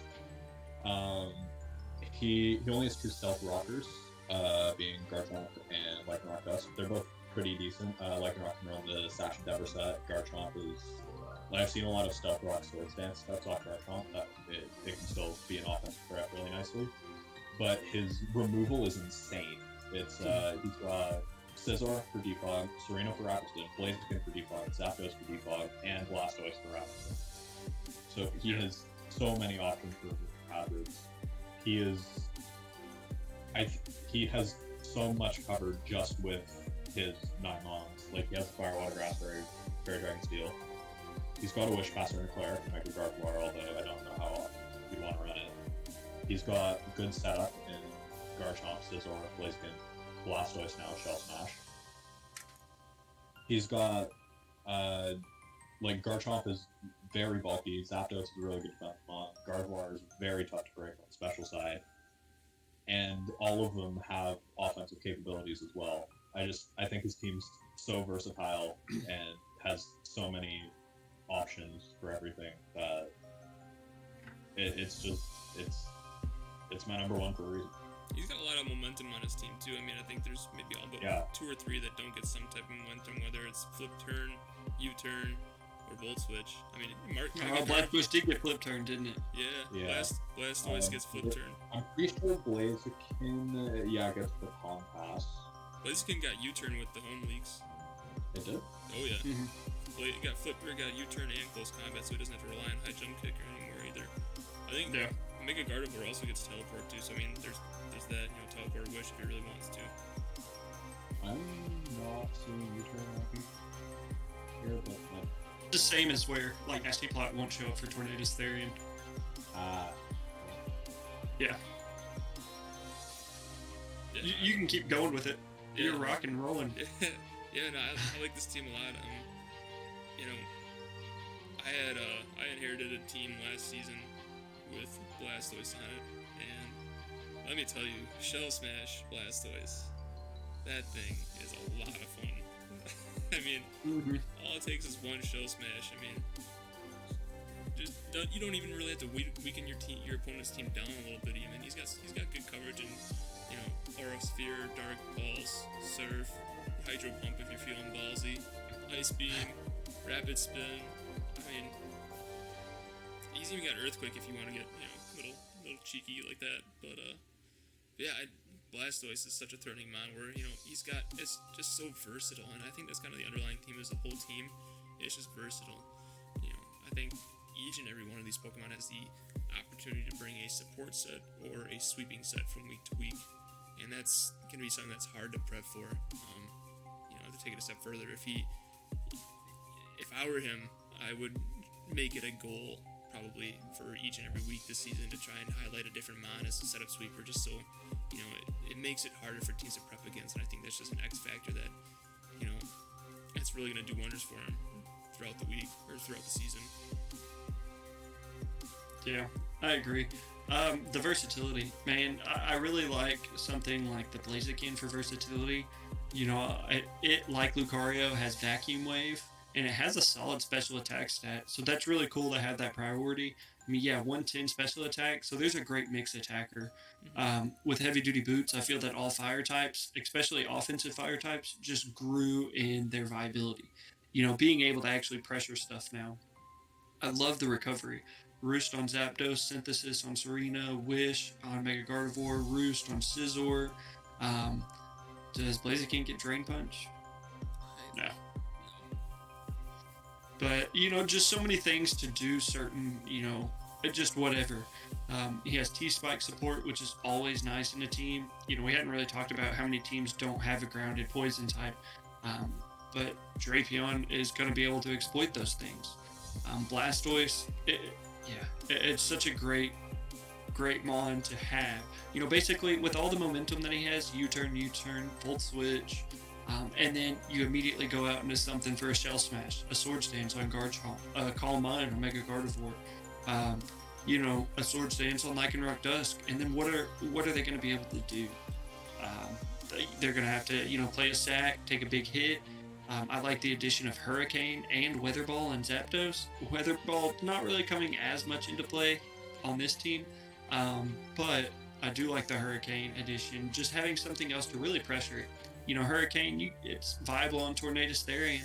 It's going to be viable on Zapdos. I know it's a 70% move, but sometimes you need to run Focus Blast, stuff like that. I just feel like it's a really fun team. I think he's definitely got a lot of fun stuff to watch. It'll for sure be interesting. I think I had him at 4th though, but I definitely understand him being anywhere from 4th to 1st. It's just all kinds of preference at that point. I also have him at 4th, and I think the reason why I knocked him was because he only drafted 9 instead of drafting a full squad. Yeah. I would have liked to see him try to put more mods on there, but I mean, going this route and taking 9, he did a phenomenal job with the 9 that he took. So, I'm glad that he's in the other division that I'm in, and I don't have to play him. Yeah. I feel you there. Yep. I play him week 9, so hopefully we're at the point where we can both do memes. Right? Good luck. Alright, we'll hop into number 2 team here, and we're getting close to the top. we got Lunar, coach of the United Kingdra. He was our second expansion coach. So again, much like Bloody's team, this team is comprised of 100% free agents. But no, he was in the draft. He was. Yeah, there was 13 teams in the draft because Leon joined a little late. Oh, you're right. Yeah, no. Scratch that. He was awesome. Forget what I Like, there said. were 13 in the draft. Bloody's the only one that didn't, just took the pool available. Gotcha. Well, forget what I said then. He was still 13th in the draft order. The fact that Mew fell all the way down to 13th. Yeah. Like, if you have the last wheel and you get something like Mew, like, it doesn't even matter at that point. It's just as good as the first. Oh yeah. Yeah, absolutely. Definitely. Well, I can take it because I actually had this one ready first. Go for it. Having Mew be on your wheel pick and you're the second, wheel pick, you're the last pick. That's insane. And yeah, I feel like he built a team that works so well around that. I like Komodo having the the bulletproof to negate, Shadow Ball coming at Mew. Not only that, but it's going to be able to take and pressure out any kind of dark types that want to come in on Mew. Mega Diancie getting a huge buff with Mystical Fire this generation. Can be run either physical or special. I really like. Raikou got Scald, and it can run whatever nature it needs to run Aura Sphere due to the Min's edition, so that opens up Raikou. I never used Raikou too much, but I know it is of benefit, you know what I'm saying? He has 2 Stealth Rockers. He also has a good Magic Bounce user. Or no, he has more than 2 Stealth Rockers. He has Mega Giant. Yeah, 5 Stealth Rockers. 6 if you count Diglett. Diglett, yeah. So I'll get to Diglett in my second. I actually like that pick. I do too. I think it's great. A lot of people like Trapinch, but it has access to momentum, which Trapinch doesn't have. So that could be huge. I also think Trapinch is much more point. Is it? It's 3. So Diglett's more value. Yeah, absolutely.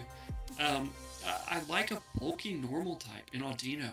We haven't seen much like Komo's on this team, but we haven't seen stuff like Conkeldurr. We saw a Girder, but not much is running just a pure physical fighting type. We didn't see any Primeapes. We didn't see Passimian, stuff like that. So I think Aldino's going to have a great time. Being able to throw off Thunder Waves, and then, maybe that's all Como needs to set up. He has set up with Calm Mind and almost, all the stuff. Well, not almost all the stuff, but in Raikou, Mew, stuff like that. But he also has Swords Dance, Autotomize. Talonflame, I think, is such a fun mon to pick up with heavy-duty boots. And the addition of Dual Wing Beat, being able to keep your Gale Wings intact, not having to go for the Brave Bird, I think that's going to be really cool. I think it's going to open up a lot more viability for something like a Swords Dance Roost set. Being able to kind of keep yourself at full, and once you do, just clicking Dual Wing Beat and running through the game. Nidoqueen, super fun. I just overall really, really like the team. Same.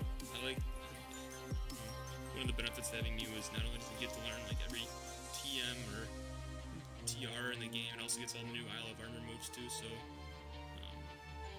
yeah, Dylan informed me it got Poltergeist. Yeah. Yeah. Bless you with that. Yeah. That's insane. Yeah. No, I just give you guys a little background too. I picked Mew 3rd overall in the Indigo Plateau Division, so just the fact that it fell all the way down to 13, and then he's able to pick up Como alongside it, and then get Mega Diancie next. That's bonkers. There was for a lot of the draft, there was a lot of power left on the board that I felt should have been left on the board, and there's even more coming. But in my opinion, these were this is the best sort of speed tiered team in the entire league. Yeah. Like you Talonflame at 126, Raikou at 115, Diancie 110, Mew at 100, Como at 85, and Nidoqueen at 76. Everything's covered. Like, the only thing is maybe if you expect Mew to not be able to run speed as a base 100, then you run out of it. But that's it. That's the only thing that can be exploited from these features. He even has like Empoleon at 60, Auto at whatever it is. It's low, but like he is all his bases covered with that. And Diglett as a 1-point mon. I feel like for 1 point, you have to look for something that's either like explicitly not supposed to be there, like something like Galarian Mr. Mime on a Swift Forward team that should not be 1 point. Or you get something like Diglett that, despite not maybe having the stats to be all that beneficial, it still forces prep because it has a very solid speed tier of 95, and despite the low attack, it still run like something like Choice Band along with Arena Trap to like it can do some damage to a team, and you have to account for that. And I feel like having that in the 1-point mon is really good. Does it get Endeavor or no? Is that Trapinch? That is, I don't believe it gets Endeavor because I feel like we'd hear about that because it's 10 HP. Probably. Yeah. No, it doesn't. Yeah, I guess like Memento gets Sucker Punch. Yeah. I don't think it's gonna make much use of Final Gambit. But No, definitely not. Yeah, no, this thing yeah, is... I really like this team. Trapinch doesn't get Endeavor out of it, Okay. but does get First Impression. Really nice. Might leave a lasting impression. Yeah.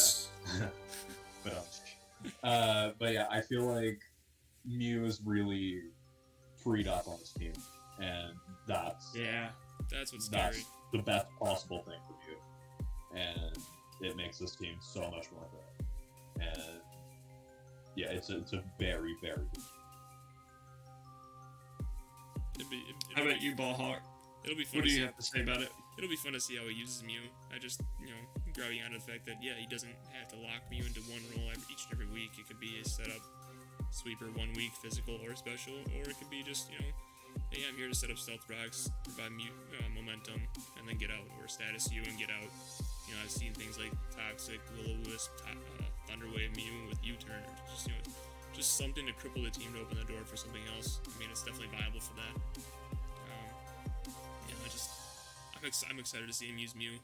Mega Diancie, I mean, that thing, he's got like 700 base stats or something like that.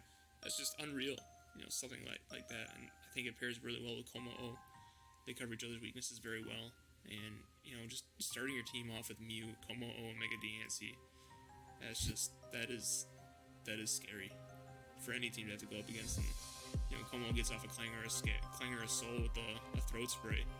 That thing's trying to sweep you right off the gates, It's just, he's got a lot of threats and no speed tier that can really be exploited, kind of like what Dylan said. And in Nidoqueen too, I've seen that thing just run through teams. It's a bulkier version of Nidoking. I mean, it doesn't hit quite as hard, but sheer force life orbit's doing enough. I like Audino as it's he's got a regenerator wish passer. I mean, Audino's gonna be there. It's gonna be reliable.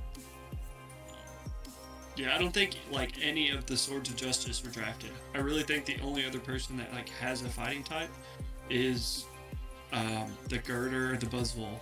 There's a Girder, Buzzwole, Blaziken, and oh yeah, Keldeo was picked. There's Blaziken and Lucario as well, if I remember correctly. Very much, yeah. But the very fast, Terrakions, your Cobalion, because you could throw a Tropical Berry on Audino. Right. Yeah. No, I'm excited to watch this team. I think there's going to be some weeks where it's just, I wouldn't be surprised if we see a couple of 6-0s from Lunar in this team. I mean, I know Lunar's a good battler too. So it's, I'm going to be watching his battles to see exactly what he preps for and see how he plays with this team. I'm excited to watch it. For sure. Moving up to the top of the mountain. Number 1. We've got Dylan himself, Deltarak, the Toronto Maple Leaf Yans. What do you think, Dylan? You want to start or you want to finish with this team? I guess I'll start on it. Don't know if I'd agree with it being number 1. That's probably me nitpicking my own team a bit too much. But it consists of Clefable, Landorus Therian, Jirachi, Greninja, Infernape, Dhelmise, Suicune, Mega Ampharos, and Mr. Rhyme.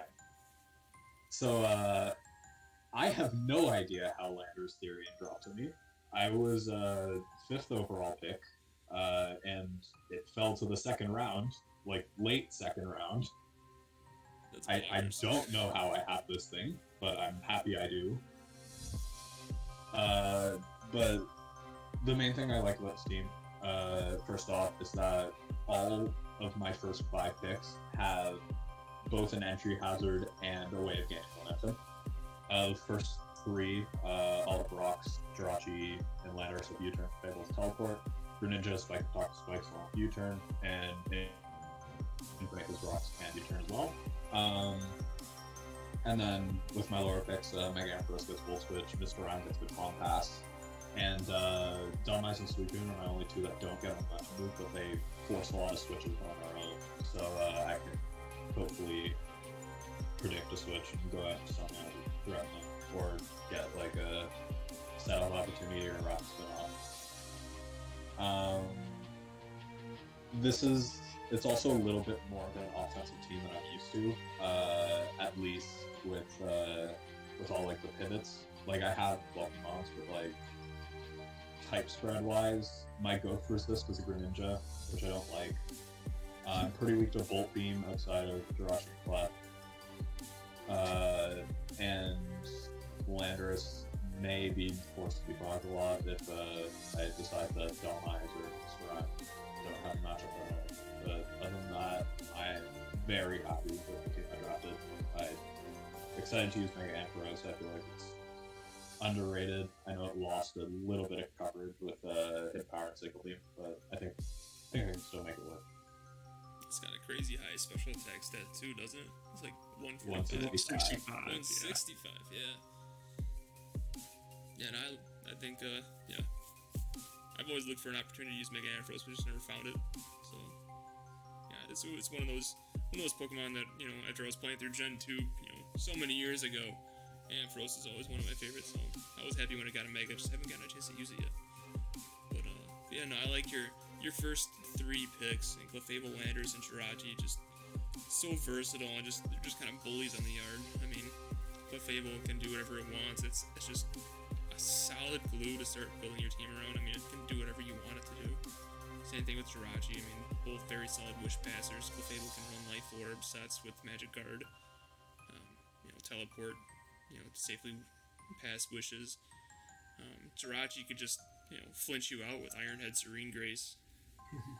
I've seen it cause 15 straight flinches, you know, not too long ago, and it's just like, what am I watching? You know, it's just it can do that. Hacks is a win. Don't worry, guys, I'm not that lucky. That won't happen.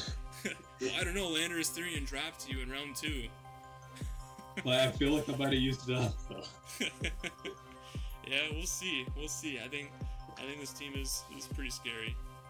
I think Delmize is a solid rapid spin hazard remover for you. I think aside from the ice weakness, it pairs pretty well with Landorus and Fernie. Suicune, it's another one of those things where it sets up a calm mind behind a substitute, and it'll be a problem for anybody to deal with that doesn't have Infiltrator, AMPs, or something like that. Yeah, you got a very solid, very... There's not too many weaknesses to this team. I think I put you number 1, and it was kind of funny. The last 3 teams, you know, 1, 2, and 3, we all, you know, one of us had a number 1, so it was kind of fun to see that a little bit. But, yeah. What do you think, Seth? I like the team. I like the bulk. I like how Clefable. One, I like how Suicune has good wish support for recovery with Clefable. I think that just makes Suicune that much harder to deal with. Suicune and I see. What up? Suicune gets wish? Or you think? No, okay. With Clefable having wish. Rainfire. And no worries. Same with Jirachi, both of them, and then healing wish on Jirachi as well. I know he's the kind of guy, the coach that can make, you know, advantages with agility Mega Ampharos. I think that alone can win games. Being able to outspeed, you know, designated answers, people investing a lot in their SPDF or, you know, in their HP, not running enough speed. Mega Ampharos with a little bit of chip damage, which you're pretty much going to be guaranteed to get with such bulky mons like Clefable and Suicune, that could run you some games right there. Infernape, I really like how it can be physical or special with Nasty Plot. I believe it also gets Sword Stains, is that right? Yeah, and then priority in both bullet, mock, and vacuum wave. Again, just so nice. Taking full advantage of vacuum wave, making it stab. Water shuriken on Greninja. I see, like we said, there's bulky teams. This team is going to cause chip damage on certain things. You have Landorus Theory. You're going to get off one Earthquake pretty much a game. Like, yeah, you may have to stack certain things, but you have such good cleaners with such great wall breakers in Landorus Theory, Clefable, Jirachi, Mega Ampharos, and even Delmise. That thing has a solid attack stat, and I think we got Poltergeist this this Isle of Armor or whatever. It's a 40 base power improvement shot dodge. Really nice. Yeah, Power Whip, Steelworker, 3 stabs. There's your chip damage that you need on something, right? You have Stealth Rocks in what? Your first 3, and then Infernape gets Stealth Rocks. Yeah, so that's cool. You have T-Spike support, and we talked about not many teams having grounded poison types that I can really think of. So Greninja. Mine doesn't. I have a Clefable. My top 3 don't get hit by Toxic Spikes. Right.